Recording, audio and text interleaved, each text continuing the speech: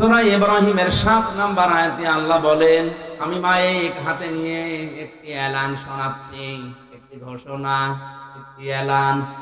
কথাটা অনেক দামি কথা, অনেক ওজনে কথা। আর আল্লাহ নিজে মাইক নিয়ে নেমে পড়েছে, একটি এলান শোনো দুনিয়াবাসী, একটি ঘোষণা শোনো। কি সেই ঘোষণা? লাইন শাকারতুম, যদি শুকরিয়া আদায় করো আমার নিয়ামতের, লাহাজিদান্নাকুম, লামে তাকিদ নুনে সাকিলা, অবশ্যই আমি আল্লাহ ওই নিয়ামত তোমাদের জীবনে বৃদ্ধি করে দেব। কি নিয়ামত এতক্ষণ জানলেন? তামাম দুনিয়া যারা পেয়েছে তার তুলনায় আল্লাহর কাছে এই নিয়ামতটা শ্রেষ্ঠ।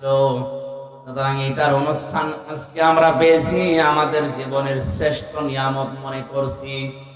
শুকরিয়া আদায়ের মাধ্যম ৩টা। কয়টা? ও ভালো।